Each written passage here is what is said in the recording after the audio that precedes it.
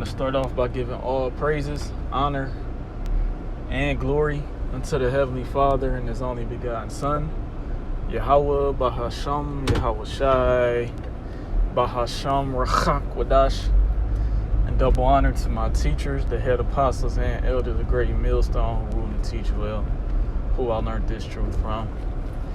And peace and salutations to the elect that are scattered amongst the four corners of the planet Earth, pushing this truth in sincerity and meekness without wavering, as well as risking their life and freedom to do so. This is your brother Ishayar from the GMS Cleveland Church, and I'm back with another lesson, and Lord willing, it is edifying to one of the Lord's elect. And I'm going to get right into it. In the news as of lately, you have back and forth talks between Iran and also America, which is Babylon the Great.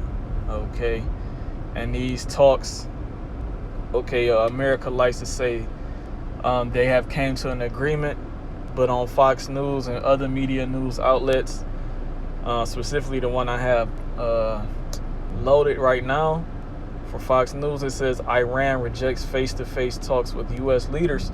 And this has been going on for months now. Iran has retaliated against America by blocking the Strait of Hormuz, which is really, it's an attack on America's business and its infrastructure. America makes millions of dollars off of what's being what comes in and out of the Strait of Hormuz. In America, they had attacked Iran. They killed the leader's family, and they really truly believe that this leader is going to come to an agreement and the peace talks and deals with this president of America, which is President Trump, which no person in their right mind is going to come to an agreement with somebody who murdered their family, man. You Babylonians, you Americans, you Edomites specifically, you so-called white people, you are truly out of your fucking mind, man. But the pride of you people is at an all-time high. And this is why the Lord is about to make you people suffer. This is why it says in the book of 2 Ezra, the 8th chapter, around the 50th verse, it says, "For many great miseries shall be done to them in the latter days that walk upon the earth, because they have walked in great pride." Roughly paraphrasing that scripture, man. You see, and the Lord is doing that right now. So once again, this is Fox News. Fox News says Iran rejects face-to-face talks with U.S. leaders. So let's check it out. From Fox News, as we're learning just a bit more about what's taking place over in Qatar. U.S. negotiators and an Iranian delegation both in Qatar today. However, as you see there on your screen, Fox's Trey Yingst now reporting that Iran has said there will be no direct face-to-face talks between the two.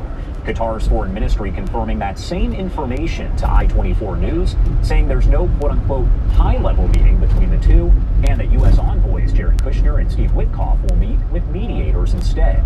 This all comes after days of strikes, which began when Iran launched an attack on a ship off the coast of Oman. That was Thursday of last week. The U.S. military responding with retaliatory strikes on Iran Friday, calling Iran's actions a violation of that MOU. That is, of course, the Memorandum of Understanding. President Trump saying Monday that Iran had asked for a meeting and he agreed. But again, we are not talking about direct negotiations there, but both officials are over in Qatar. Right now, I do want to bring in Dr. Raphael Cohen, the director of the Strategy and Doctrine Program at RAND's Project Air Force. Thank you so much for taking the time to be here with us today. Thank you so much for having me, Josh. It's always a pleasure. Of course. And first off, I want to start by talking to you about the talks overall. Is it any surprise that there are not these direct talks when both U.S. and Iran have officials there over in Qatar? Was there an expectation that there would be a face-to-face meeting? I don't think so. I mean, look, what underscores the entire negotiation is the sort of very fraught lack of trust between the two sides. Given the recent flare-up in violence, it's not too surprising to me, at least, that both sides aren't willing to sort of sit down and negotiate. Instead, we're going to be using the Qataris as intermediaries. I will also note that in the past, there's sometimes been a unscheduled brush-by engagement where the two sides managed to quote unquote pass each other on the hall and end up talking, even though there wasn't something scheduled. So, you know, we know what the official statements are. We'll see what the actual negotiations look like. But again, this is a very fraught negotiation, so it's not too surprising that the two sides aren't sitting down across the table, at least as planned. And You see, so Iran, right, which is the nation of Elam, their name was later changed from Persia to Iran in the early 1900s. They still have a history of how Esau Edom operates, his MO, which is modum operandi. Okay, because the Greek Empire, not the Greek Empire, but the Persian, Medo-Persian Empire fell to who? To the Persians, man. Okay, and the Persian, not to the Persians, but Medo-Persian Empire fell to the Greeks. And who led that?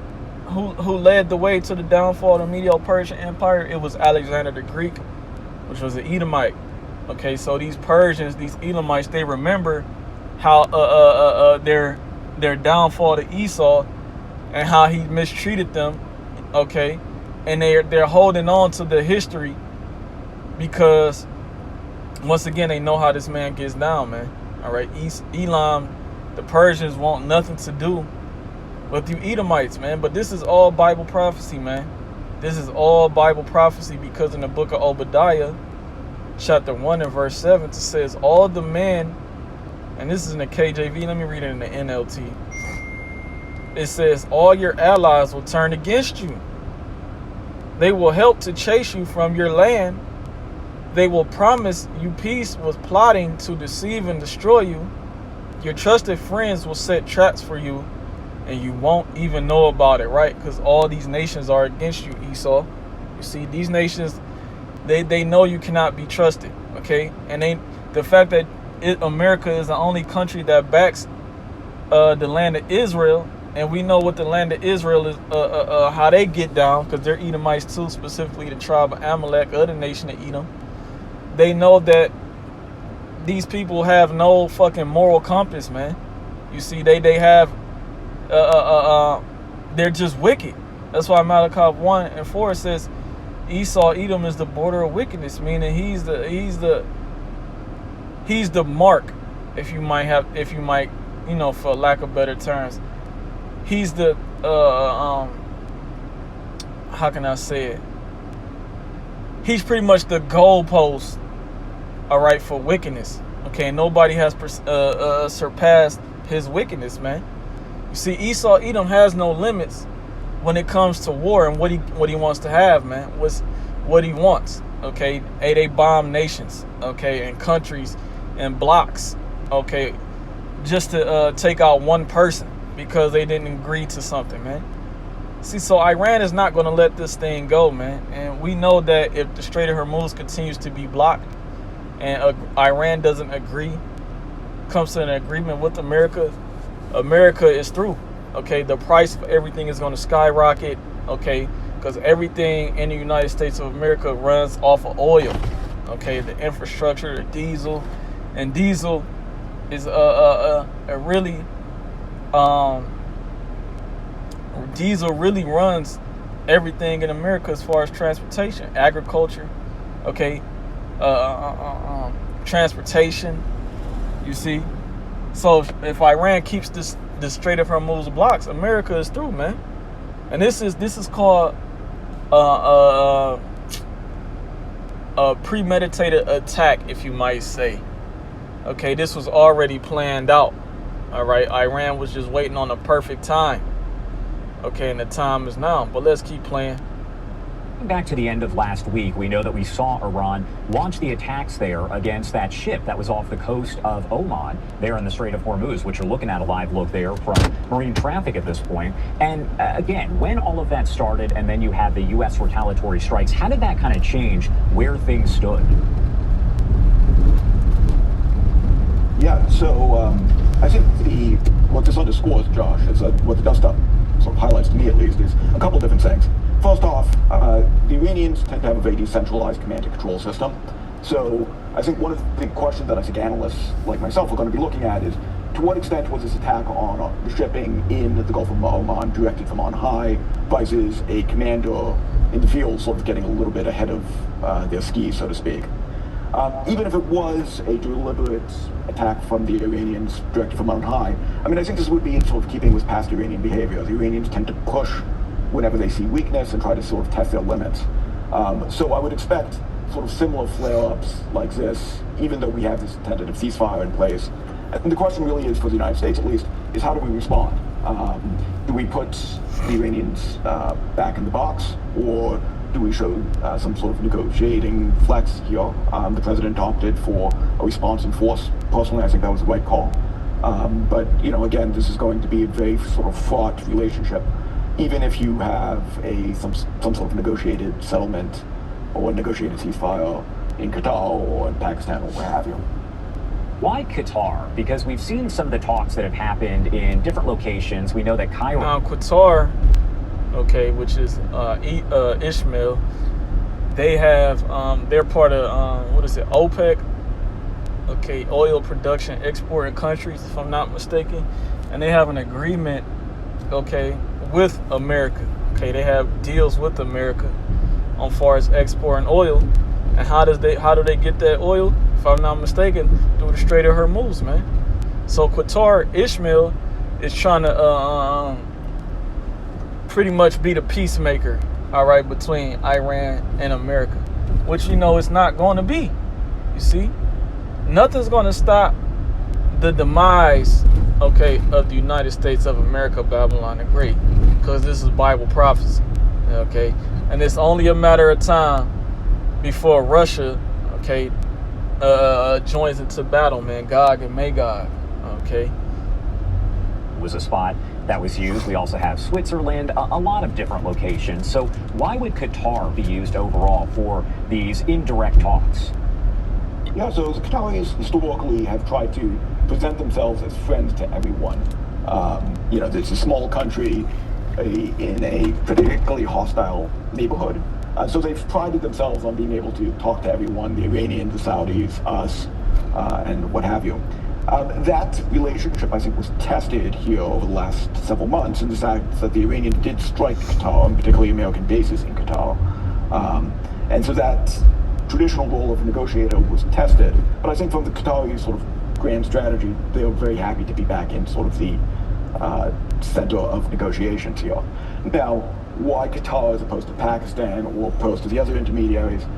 Honestly, I don't know. I think there tends to be a bunch of different reasons that go on into where you choose to run negotiations. Qatar is one of the natural spots. Some of the places you mentioned earlier are also natural spots. My guess is you're going to see a negotiation sort of bounce around between these different locations depending on what's being discussed. What have we seen kind of taking place there in the Strait of Hormuz as of late? There's been a lot of kind of back and forth there between the U.S. and Iran over, first off, who has control over the Strait of Hormuz, but also whether or not it's open or closed. So how have we seen things there on the water kind of change over the past several days and weeks and even months? Yeah. So, look, I think it's important to sort of decipher between rhetoric and reality here. You know, there's a lot of bluster going on, particularly from the Iranian side about, you know, the straits are closed and so forth. You know, we have similar statements from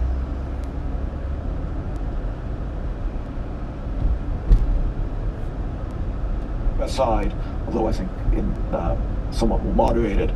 I think the reality here is the question is a very simple metric of how many ships get through the straits. And what we have seen is that since the ceasefire was negotiated, more traffic is getting through the straits. That is obviously a good thing for global energy prices and the like. It's not where it needs to be, and it's not where it was prior to the conflict. But nonetheless, the fact that the straits are more open than they were is a good thing for at least Americans' pocketbooks, and that's a win. And I want to talk a little bit about another topic that's been discussed a lot. As we take a live look here, this is over Tel Aviv at this hour in Israel, where things are fairly quiet at this moment. It seems as though we're not seeing as many sirens that are blaring, not really as many... Yeah, because, you know, it's not the time for that place. You know, there was back and forth missiles going between Iran and Israel. And like he said, it's kind of pretty much peaceful over there in Tel Aviv right now, which I believe is the capital of Israel. But the Lord is saving the missiles for an appointed time, like the scripture says in the book of Second Esdras, right? Because and when they say peace and safety, what? Then sudden destruction should come upon them like a woman in travail, right? But I do want to grab the Second Esdras, second 4, and I'm gonna start at 38 or 37.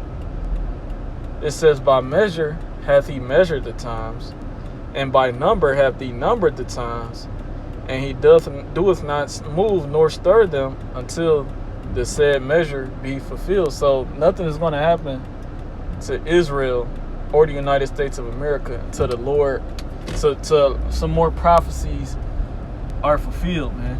All right, and we know the MOTB has to be fulfilled before the missiles hit this place.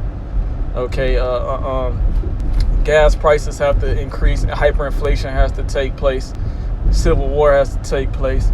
A lot of things have to take place before missiles actually hit the United States of America. Okay, hey, you know, and that's near, man. It's near and dear, man. All right, so let's keep playing. All right, and then I'm gonna close out. Attacks coming in from the Hezbollah terror group there over in Lebanon. So where do things kind of stand there, and how does that factor into what we're watching between the U.S. and Iran? Yeah, so this puts the Israelis in an interesting predicament because they're not party to the Iran-U.S. negotiations, although they're being discussed in pretty centrally. So what currently is the state on the ground is the Israelis have occupied a strip in particularly southern Lebanon as a buffer zone between northern Israel and Hezbollah-controlled southern Lebanon. That is going to remain in place, at least according to Prime Minister Netanyahu. The Iranians, by contrast, are pushing for the United States to in turn push the Israelis to withdraw, and we're going to see what happens there. There's an internal political dynamic inside Israel here that makes this particularly fraught for Prime Minister Netanyahu. On the one hand, he wants to please President Trump. On the other hand, he has a political election of his own that is coming up soon, and he needs to guarantee security to the communities of northern Israel as well. So he's sort of caught in between a rock and a hard place for the moment. Does it say anything about the relationship between the U.S. and Israel, or is that just kind of maybe in President Trump's back of his mind, as he's, of course, focused on the situation between the U.S. and Iran? Does this say anything about Trump and Netanyahu's relationship, or that relationship between the U.S. and Israel? Yeah, well, it has taken a downturn as of late. You know, we went into this conflict with the United States as we sort of arm in arm with the Israelis, really coordinating Operation Epic Fury or Roaring Lion from the Israeli side. As that conflict has progressed, we've seen American interests and Israeli interests diverge here, to the point where you will see statements coming out of the administration that the United States will do what's in the best interest of the United States, and whether or not that factors in Israeli equities or not, I think is a matter of debate. So what we're seeing is a much more tension between that relationship. I think more of a transactional relationship at large. It's still an alliance. It's still a close relationship, but not nearly as close and as intertwined as it was as the start of this war. Do you see an end to this U.S. and Iran conflict? Are we back to where we started with these strikes that are taking place? Obviously, there's a halt, so to speak, that's happening now as you have the U.S. and Iranian officials both there in Qatar, as I mentioned. No direct talks taking place while they're there, but they are going to meet with mediators. So are we kind of back to square one, or is there a possibility here that we see some deal that is struck? See, and that's the main question that people want answers to. And the answer, I speak as a man, is no. Okay, they're not going to come to an agreement. Okay, they're not going to come to an agreement. All right, because the Lord wants to see this place in total shambles. Okay, it says in the book of Revelation, the 18th chapter, right? Revelation chapter 18. And I'm going to start at